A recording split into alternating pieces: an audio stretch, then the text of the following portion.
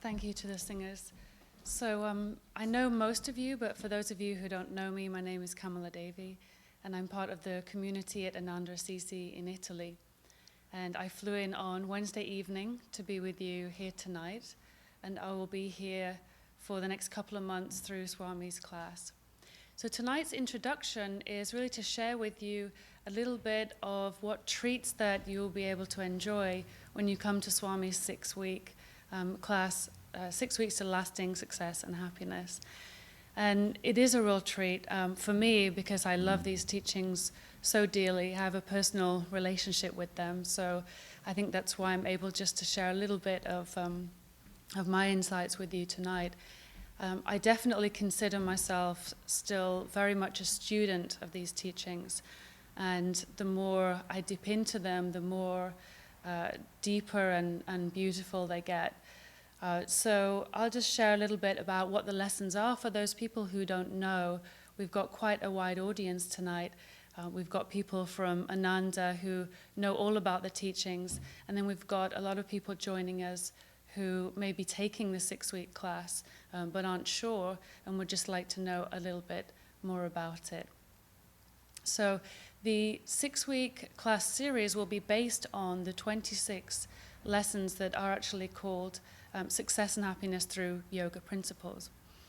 And those 26 lessons, if you like, they're to describe them like little books. Each one is a little book, and they talk about deep principles and universal truths, describing how the universal laws work and relation to how we function in our daily life and our habits and our blocks. In a way, they talk about the truths and also how we block ourselves from being able to experience and live in alignment with these universal laws. And what's wonderful about these lessons is Swami really gives us examples of how we can not receive these truths or not be in alignment in everyday life. And he's giving us tools and techniques to help us break free from that. And so the 6-week class series will be based on 6 of those 26 lessons. So we've got the 26 lessons, and they are a separate product because many people have been emailing me about this. The 26 lessons, Success and Happiness Through Yoga Principles, are actually a separate product, and you can buy them online at Ananda Online Classes. And when you purchase them, you can actually study them in your own time. And I am the coach and support for students who take those classes. Now, this 6-week series is 6 weeks, and week 1 is based on lesson 1, and week 2 is based on lesson 2. And like that, up to number 6 of the 26 lessons. I happen to know that just to show you the sort of depth, the first lesson, or the name of the first lesson, is Right Action, and it's really about how to neutralize your karma. So it's not light stuff, but the way in which Swami is teaching it and sharing it with us, it's incredible. It just gives us the chance to be able to relate to that, how our daily actions can make us feel either suffering or happiness, and it gives us a real deep understanding. So why did Swamiji write the lessons? Well, he originally wrote them when he was in India. He was actually in hospital with double pneumonia, and a doctor approached him, and apparently, I wasn't there, but apparently he was sort of half conscious, and a doctor of the hospital approached him and said, can you help me? And he said, well, gosh, I'll try. And the doctor said, well, I'm trying to get my son through college, and it's costing a lot of money. It's so easy to cut corners. How do I make this money in the honest way and really take care of my family? So this was the first thought. Swami went back into unconscious, and when he came around, he had this inspiration, and he just said that he just wrote these 26 lessons from that inspiration. He realized there was a need for us to understand how we can have success and happiness without having to cut corners, without having to act, in a Adamic way. And then that was in 2004. And I first came to these teachings was just when Swami was writing them. And I was at his house in Assisi, in Italy. And I don't remember what the meeting was about, but suddenly Swami just handed me these bits of paper, and I didn't know what they were. And at the time, I was in some jet-set career, and I was working for an international global corporation. So I was flying around the world, and I was specializing in conflict resolution and leadership coaching. And at the time, I was going across like 3 continents. I had 46 countries to manage. So you can imagine the amount of conflict there was just in that job. It was pretty intense. And although I really enjoyed it because it was all about people, I started to feel sort of empty inside a little bit. The satisfaction that I used to get from solving the problems and connecting with people started to wane a little bit. And, when we think that we've reached like the pinnacle or what we should feel successful for, and yet it's not there, it just becomes a bit scary or a bit upsetting, because where else do you look? And I was, when Swami passed me the lesson, it was lesson number 10, I remember it was on leadership. And I don't think he really knew what I was doing for a job. I didn't talk about it that much, and I just couldn't believe it. If there was ever a time to get a sign from Divine Mother, that was it. And I knew there was something wrong in the way that leadership was happening in corporations, and that it wasn't uplifting. There was a lot of ego, and a lot of global corporations run on a fear base. So, they want to intimidate you and make you feel afraid, so you don't sort of cause trouble or stand up for yourself and things like that. So I knew there were things wrong, but I wasn't at the level where I could really understand what it was or articulate. So when I read Swami's lesson and the way he articulated how to be a good leader and how to be supportive and how to include others in the solution, it was everything that I'd felt, but I couldn't verbalize. So ever since then, the lessons were published just months later, and I bought every single one of them. And fast forward to 2009, Swami asked me if I would dedicate myself full-time to teaching these lessons. Now, as I said, I still consider myself a student, and I'm teaching these classes now in Assisi, in Italy. We have a group there, and I do one-to-one coaching too. So essentially, my role in Ananda now and this year, taking these lessons really into the world, is just so wonderful. I'm going to look at ways taking them into businesses, into corporations. I'll be creating a teacher training program that will bring people from outside, from businesses and also within Ananda, to study and become a teacher, to go out and teach these principles. And they're actually, in a way, they're actually a way of life. I remember asking Swamiji how much of the spiritual path is in these teachings. And he paused for a moment, and then he said, the entire spiritual path, which I thought was pretty astounding. I mean, I knew they were good. But I thought, wow, and it gives one some hope, because they're a very practical, down-to-earth teaching. And that's something I can relate to, and I figured, okay, I've got some hope here for myself to make it. So some quotes I wanted to share with you, which I thought were really beautiful, that Swamiji said. I just made a note. He said here, the yoga that my great guru taught was twofold: the path to inner enlightenment and important secrets also for achieving outward success.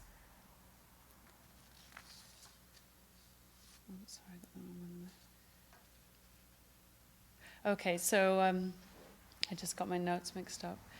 So when I was in India, I was working on these lessons, and I was talking with Swamiji about them on the phone.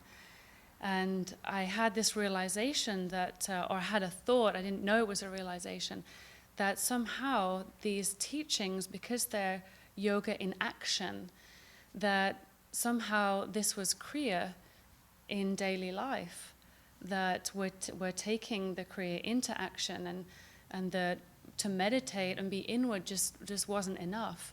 If we weren't matching that vibration and actually behaving in a certain way to the vibration outwardly, then that surely there was something out of sync there. So I remember saying to Swamiji that, gosh, I really think these lessons are Kriya in daily life. And he just said, God bless you, because that is the truth. God bless you. I thought, oh, that really was a realization. But I remember just feeling happy that I had some kind of attunement to the lessons. I thought, wow, I must be on the right track here. But afterwards, really thinking about it, I mean, Kriya is a deep meditation technique to raise our consciousness. So therefore, this is the outward path in these teachings to help us achieve, I like to call it a practical pathway to enlightenment. And so I really felt that it was pretty deep, something to consider. So when Swami talks about success, everybody asks, what does that really mean? What do you mean by success and happiness? It's a common question. And one simple way to say that is it's self-mastery at the end. It's self-mastery. Mastery of the self, where you get into a state of inner peace within, and you're able to attract from outward everything you need whenever you need it. And really, what can you want more than that? It's also, in another way, and a more way that we can relate to it when we're struggling, it's when we're being tested, even in confrontation, when we're able to stay in our center and stay calm and not feel that tightness that often can come up when you're really in a test. Be able to be calm and centered and really think, well, what's trying to happen here? And respond in a way that raises the vibration.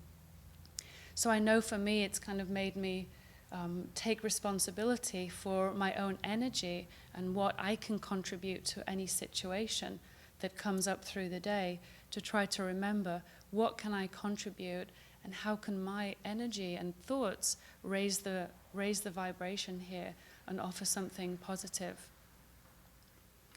When you're taking the classes, I think what you could expect to experience after some time is definitely an increased sense of peace inside.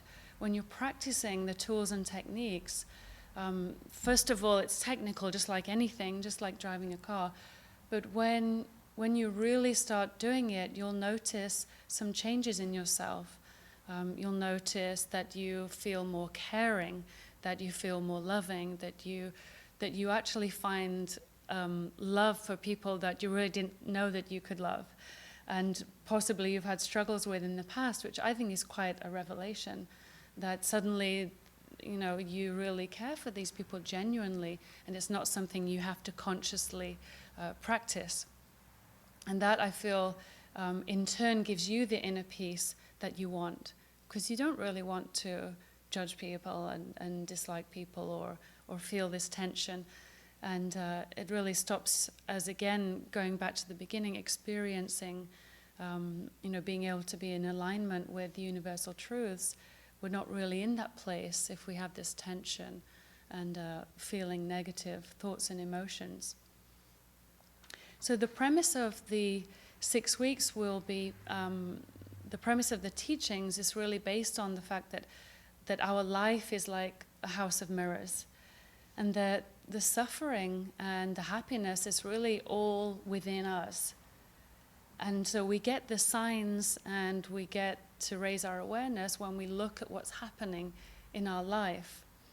And so what I'd like to do, I created a small exercise that gives us a chance to reflect on what's happening in our life today and to look at all areas. So if you'll join me, we'll just do the exercise now, and we'll take a moment to sit upright. Relax the shoulders, close the eyes, and just take a breath. And relax the belly. Long, slow breath. With the eyes closed, just consciously relax the arms, palms facing upward. Relax the shoulders. Relax the neck and the head and the jaw. And focus your attention at the point between the eyebrows. And with the focus there, and the thought that life is mirrors and everything is reflected back to us is actually from within. So with objectivity and no judgment, be kind to yourselves. Just observe what's happening in your life in the area of service. Just observe what is happening today in your life. What do you see? What are the symbols that life is showing you in your area of service or workplace?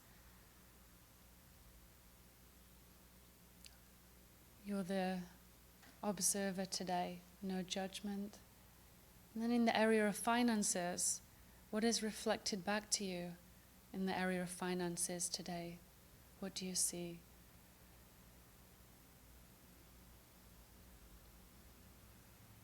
And observing in the area of family, what are the mirrors of life showing you in your interactions with your family? Does it feel expansive, or is there contraction? In the area of health and fitness, and physical health, what are you experiencing today? What is reflected back to you by your body and your energy? In your area of relationships, what is happening today in your area of relationships, and what is reflected back to you in the mirrors of your life? What symbols is life showing you? And just making a mental note as the observer, without judgment. And when you're ready, just open your eyes and bring yourself back to the room.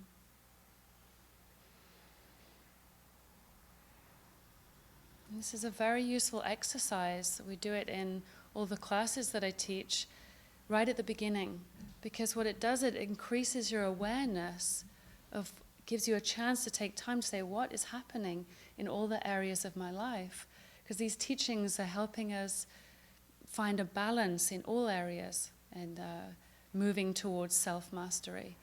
And so what you might want to do if you're taking Swami's class is really just remember, which area were you looking at that you'd like to experience something different?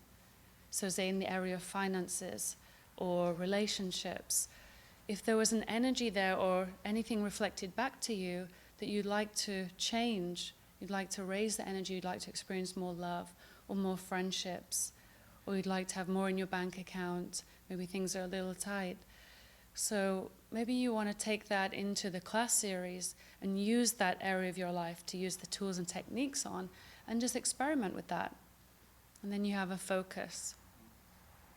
So just to get to the actual classes now, I won't go into too much detail to the classes because I don't want to be competition for Swamiji. So I got to keep some of that secret. But the first class on right action, Swamiji will share with us what is karma, and he'll explain that karma is really a way to teach us through reward and punishment, if you like. Try to force us to lead a more uplifting life, and that karma being an action that we set in motion, and depending on the level of intensity of that is what we experience as karma. But what he will do is he'll give us some hope about how we can neutralize our karma, and he'll talk a lot about how we can raise our energy to be able to do that, and he will even give examples and possibly some homework. So you'll be able to actually apply this to daily life. one of the ones that I found most powerful was one I mentioned earlier, was the increase of feeling of love for people and caring for people. And since we interact with people day after day, every day, and sometimes we live with people, then it's a pretty useful exercise, and I found it really powerful. Where if you can picture someone now that you've had a testing time with, or you may be being tested by now, and you're really finding it hard to love that person. In fact, maybe you're feeling tension when you think of that person, or you've had an experience that wasn't so pleasant. Now, if you can think of just one thing that you really appreciate in that person, just one thing that you're really grateful for in that person, and you can picture them and find a quality in them. So next time you have that challenge, or you could even do it as an exercise at home. You know, if there's some people where you're particularly trying to work through some issues, just visualize them and imagine the qualities that you really admire in them, that you might even be lacking in yourself. And I've done that for members of my family. I mean, these techniques are to use in daily life. They're real. They're to help us with our real down-to-earth challenges that we come into day by day. And I've used this in my family and friends. And amazingly, it's helped me deepen my relationship with my father. And what I noticed too was even just amazing, more devotion to God, feeling just more love, that just overflowing that I didn't expect to be there. It's taken me by surprise. And so by putting our energy in a positive way, thinking of people, we're actually expanding our consciousness, and therefore we're able to love God more deeply and be more of a divine flow, because we're not blocking the energy with these negative thoughts that are contractive. The second class is how to attract what you need when you need it. Now, most people think about money for this one, and in fact, this class was called How to Magnetize Money. But Swamiji had a lot of new inspirations on this class, and they're very beautiful and very deep inspirations that are not in the lessons. I remember in Italy, we were talking about this when it was How to Magnetize Money. And it was very interesting, the views and feelings and emotions that came up just around money. When we began the class, I held a €5 note up, and I said to everyone, okay, what does this mean to you? You know, what is this to you? And I think it was about an hour later, we were still on the same question. And there was a lot of, so it shows you there's a lot of heat and emotions and feelings around money. I asked everyone, if I had $1,000 here, you know, what would you be thinking? You know, and some people said, you know, I think you'd stolen it. I said, okay, thank you. And some said they thought it would be fake, and somebody said that they'd be angry because they just lost their job, and we were really dealing with real things here, and what it gave us was, you know, we could use our own real issues to help break through.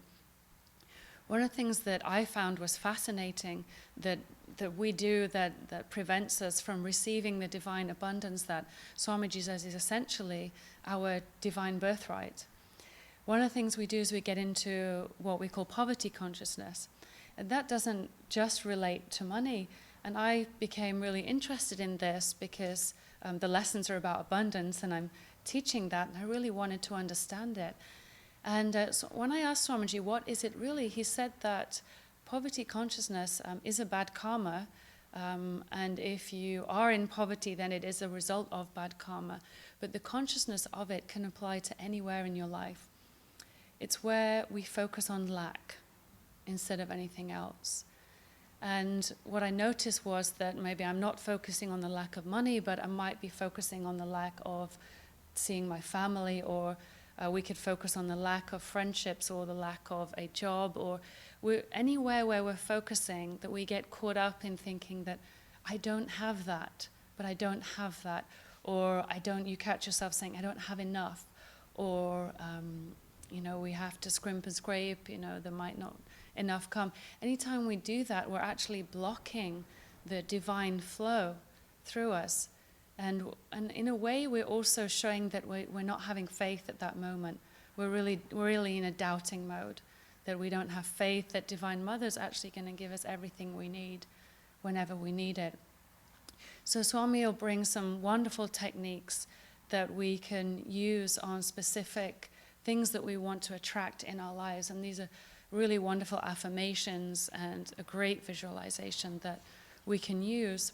And I remember there was a monk in one of the classes about how to magnetize money. And he was torn, really, because he's a monk and a renunciate. But what he said at the end was, when he heard about the way Swami was teaching the class and what was in it, that he realized that we can create wonderful things with money, that when we pray and we focus and imagine on the flow of what can come rather than the actual dollars, what we can do with the money, then he had all sorts of ideas about what he could create in India by attracting a lot of money. So there's many different elements of this, and I really feel like there's something in it for everyone. Then class 3 on week 3 is about inspiration. This is a great one.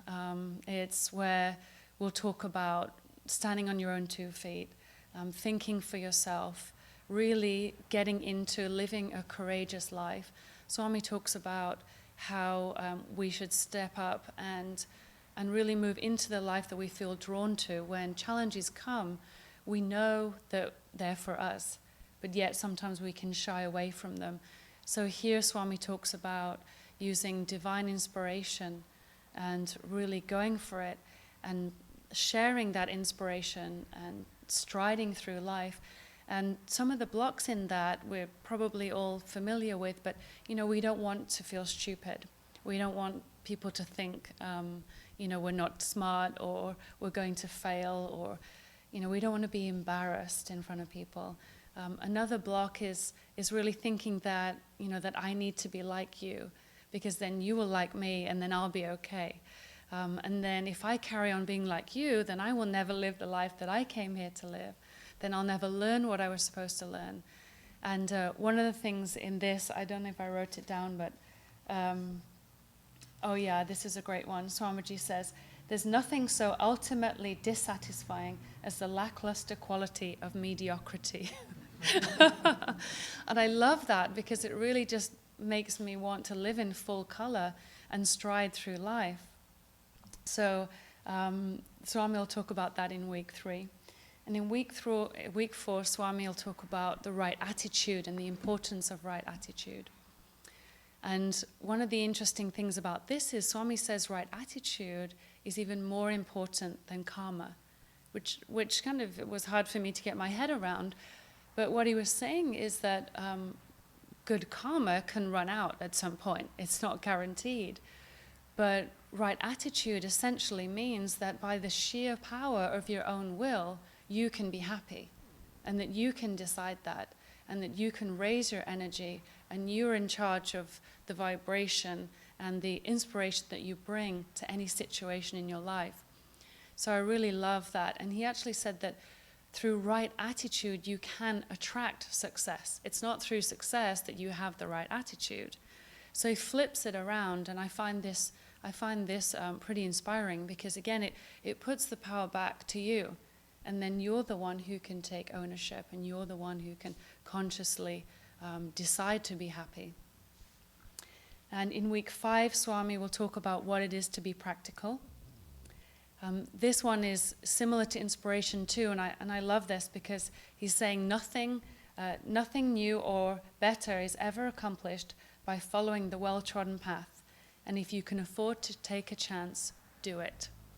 So again, he's really encouraging us, as you can probably see a pattern forming here.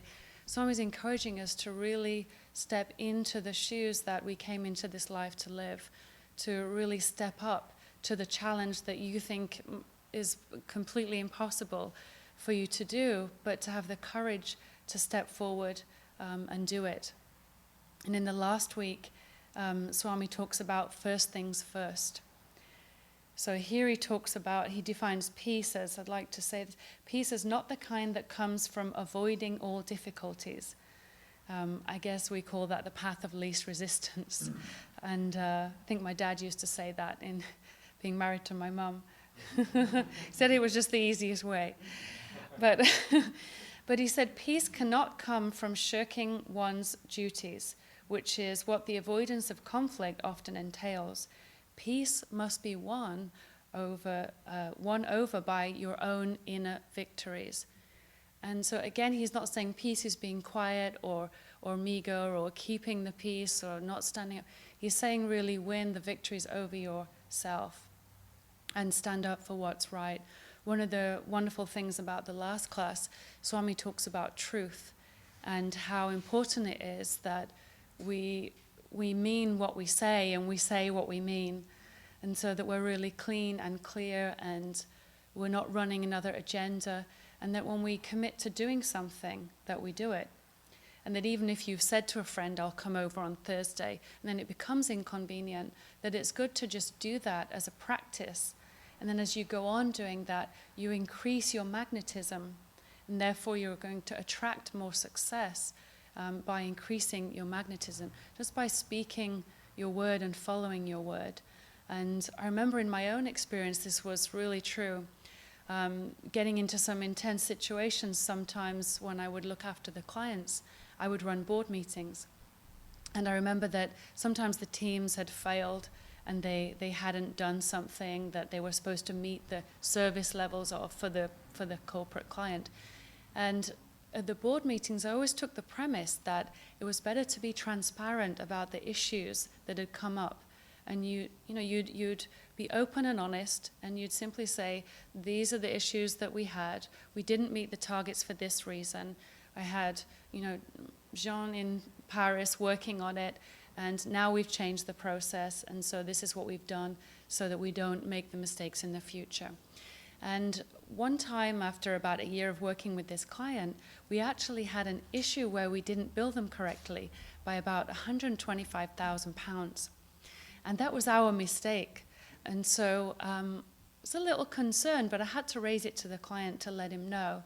And what was the most wonderful thing about it is they didn't have to pay it, but they decided to honor our agreement in the spirit of the relationship that we'd built over that time. They always knew that I was sincere, that what I said was really the truth, whether they wanted it to be something else, because they already knew that they had their own issues in their own company. They know that nothing is perfect. So that premise has been something that's really helped me in my career. So that's the 6 weeks of classes. And just to finish with an image that I really love that Swami talks about going through life, he describes the Japanese women, and they have their feet bound and they have the tight robes and they sort of walk like that with their hands. And then he says, about really getting up and taking big strides through life. And he uses that comparison about how we live our life and encouraging you to stride through life courageously and having victory over yourself. Thank you. I hope you've enjoyed that. Does anyone have any questions about the class series? And then Jyotish will come up and say a couple of words. Rose. When you talk about these lessons, is the original material Success Through Yoga Principles? Yes. Okay. Well, the 26 lessons were originally called Material Success Through Yoga Principles, Right. but now they're called Success and Happiness Through Yoga Principles. So is the But content different? No, those 26 lessons, the content remains the same, the name was changed. But in the 6 weeks to lasting success and happiness, they're based on the first 6 of those lessons, but they're not exactly, there's new stuff in there. There's new hot stuff in there. Okay. Thank you. Jyotish, would you like to? Are you going to talk about costs and things? Oh yeah, okay, thank you, Early bird Brooke. special Yeah, lessons. good point, thank you. At the moment we're running an early bird special, which is $249 if you sign up before the 20th of January. We extended that for a couple of weeks because the beginning of the class series has been delayed. Thank you, dear.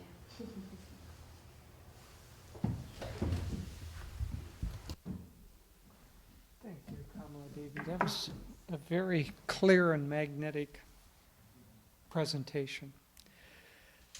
Many years ago, Swami had a very interesting encounter. He was on tour, traveling, and he was staying in the house of quite a wealthy businessman. And one evening, that man came home about 5 o'clock, and he said to Swami, "Now my real life starts." He said, "When I'm at work in the business place, that's my worldly life. But I'm a devotee. When I come home and I've finished with that, now my real life starts." And Swami didn't light into him, but he began to try to retrain this kind of false thinking that there is necessarily a separation between our spiritual life and our practical life. And I want to just touch briefly. First of all, I'm going to be bold about it. I want to convince everybody in the room and everybody watching that you need to take this course, and you really do. Now, there are a couple of reasons that people have, depending on whether they kind of identify themselves as a practical person living in the world or as a devotee whose real life begins after they leave their job.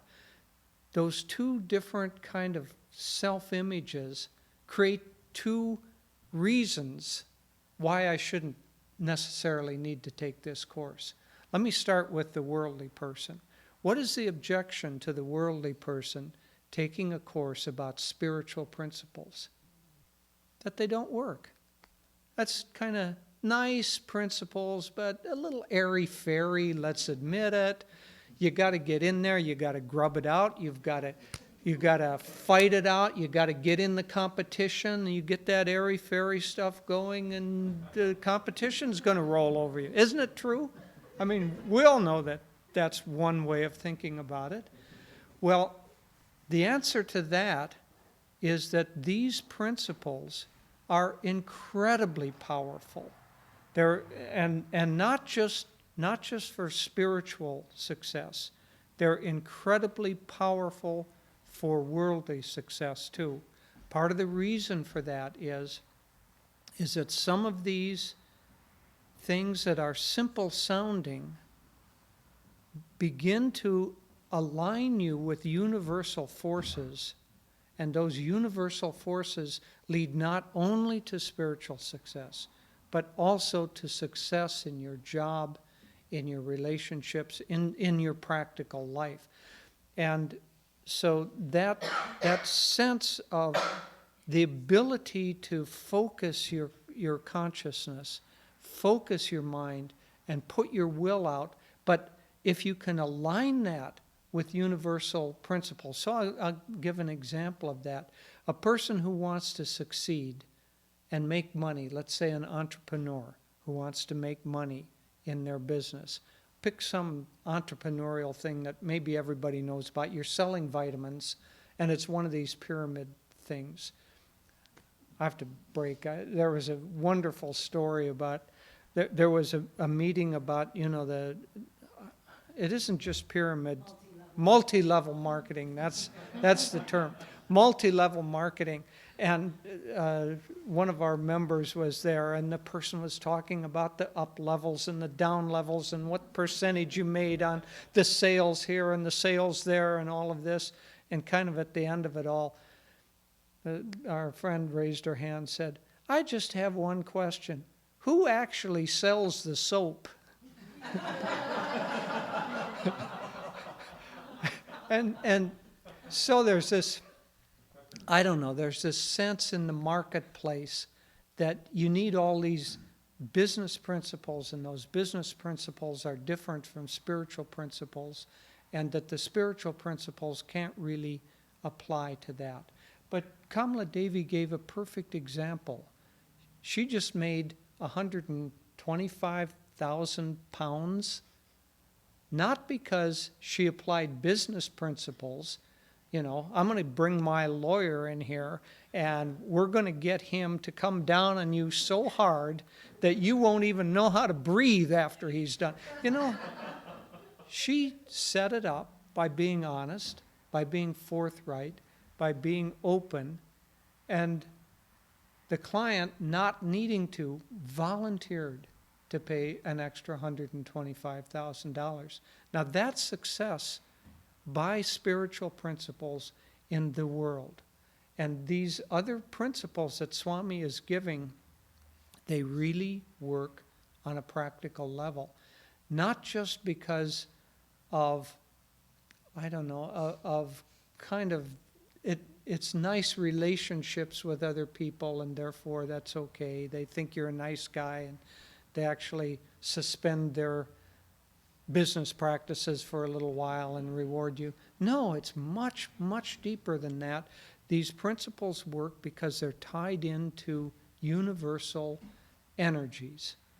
The basic reality of it on a deeper level is that it's all God. And if we respect other people and act toward other people as if we're acting toward God, we break down the sense of separation, and they don't want to bring up their business, practical, mean, competitive self, because that isn't the level that we're relating to them on. They want to respond in kind, and so it raises the level. That was Gandhi's whole secret. He freed India because what he did with nonviolence, because what he did in that, I mean, talk about spiritual principles being practical. There's a perfect example of it. What he did was he put out such powerful spiritual energy that it elicited a spiritual response in those that he was working with. And so if your work is in the world and you think that these things don't really work because they're kind of, that spiritual stuff doesn't work, it does work, and it really works. Master's most advanced disciple was a multi-millionaire, rich enough to have his own golf course. So if you want your own golf course and still want to be spiritual, these things work. Okay, now I also want to address the flip side of that, which is I'm a devotee and I don't need to take this course because it's kind of for business principles or worldly success or that, well, you understand the objection. I'm too spiritual to be practical. I love what the king of Bhutan, he wants to get away from the gross national product, which is a measurement of economic activity in a nation, wants to get away with gross national product and have gross national happiness instead. Isn't that wonderful? So the attempt to be happy, but the flip side of the person who says, I'm a practical business person and these spiritual principles don't work, the flip side for the devotee is, I'm a devotee and I don't want to be tainted by being practical. I don't want to be tainted by being successful. I don't want to somehow lose my spirituality by getting into the marketplace. And that is just as false as the businessman thinking that these principles don't apply to him because they're spiritual. The person who thinks they're spiritual and thinks these principles don't apply to them because they're practical is just the flip side of the same delusion. As spiritual people, we must indeed become practical in our spirituality. Their master talked many, many times in many lessons about success.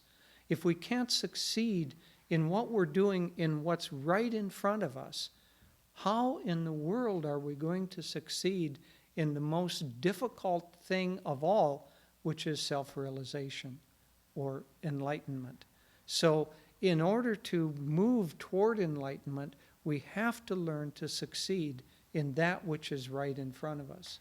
And so these principles are very, very important. In fact, I would say that one of the things that makes the path that Master brought to the West most important for Western thinking is that one of the fundamental aspects of it is that he was teaching that there is, in fact, no separation between spirituality and the world.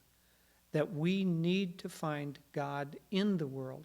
In past ages, in Kali Yuga, yes, maybe you needed to withdraw from the world because the consciousness was so dense that you couldn't effectively be in the world and find God.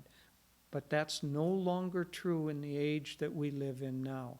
Now we live in an age where Master said that we must find God in the thing that's in front of us right now, in our relationships, in our businesses, in our daily life, in the kitchen, in waking, eating, dreaming, sleeping, chanting, divinely loving, in every aspect of life, we have to find God right where we stand.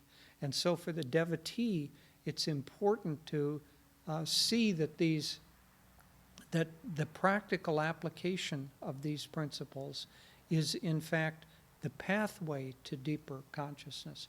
I'll tell a story. We had a restaurant when we were starting the San Francisco ashram. This was in 1979, 1980. We started a restaurant. We had a manager of that restaurant who was a woman, and it was across town, and she had to close up the restaurant and then take a bus home, and the bus went through the most unsavory part of town, where there was all the bad stuff. Just leave it at that. And San Francisco had it. Every big city has it. And it was a terrible kind of, every night she was exposed to this. And so she went to Swami and said, explained the situation, said, what can I do about this? And what was really there was fear and kind of loathing, both of which are negative emotions, right? But that wasn't what was on the surface. It was just, I don't like this bus ride. And Swami said, well, can you drive? She said, well, I don't have a car. I can't drive. He said, is anybody able to give you a ride home? Well, not practically speaking, late at night. It'd be a burden on people. And she said, I don't, and so it came to pass that there was really no solution other than taking the bus. So Swami gave a piece of wonderful advice. This is kind of a fundamental piece of advice that applies to this example, but it's much broader than that. He said, all right, here's what I want you to do. When you get on that bus, I want you to pick out one other person. Pick out the person who looks the worst to you. A drunk or somebody who's terrible looking, mean looking. I want you to pick out a person who needs the help the most and pray for that person the entire bus ride as you come home.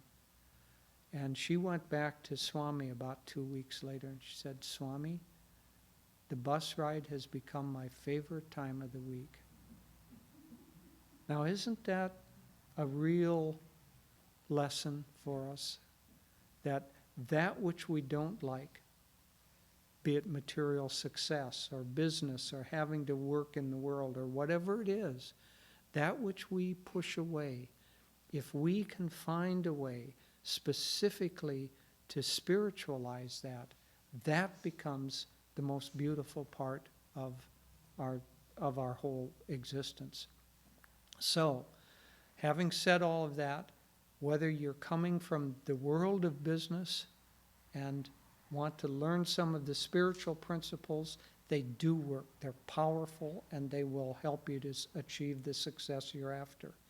If you're spiritual and are wondering about these, take them because they will help you in your spirituality. And as Kamala Devi said, these lessons are Kriya Yoga in action. So either way, take the lessons. Okay, thank you.